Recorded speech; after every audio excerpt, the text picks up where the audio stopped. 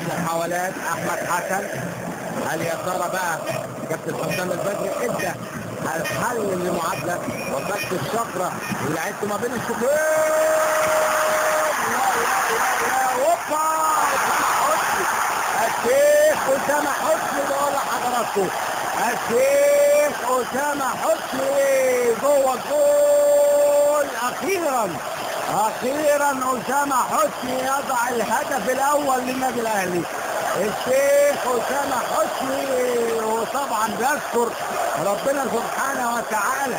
لا شوفوا بقى الكوره لما بتحب تدي فرانسيس يحطها في القائم الايسر يرد ويحطها براسه، لكن اسامه حسني من اول لقطه جوه الجول الهدف الاول للنادي الاهلي.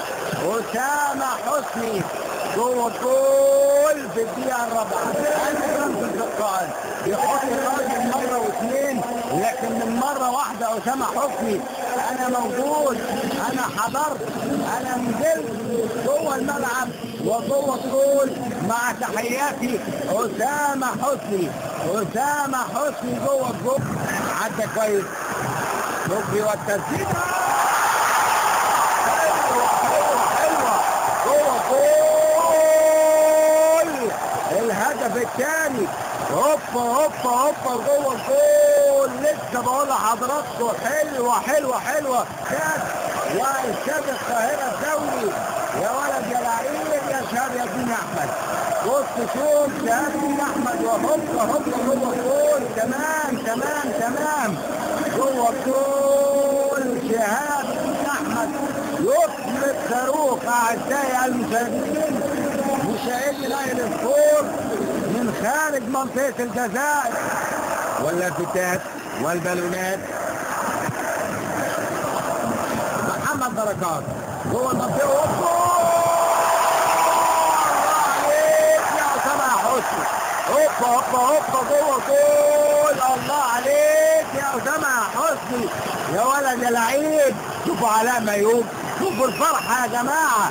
حلوه اسامه حسني جوه الجول. بقول لحضراتكم حلال العقد، هداف بدرجه قليل جدا. ادي فرانسيس عايز يقول له يا راجل علمني شويه، يا راجل اديني دروس.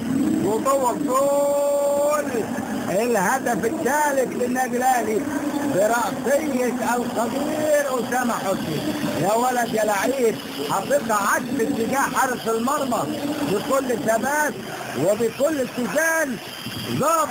ضابط الناشئة اسامه حسني. حلوه جوه الجول والهدف الثالث في الدقيقه 42.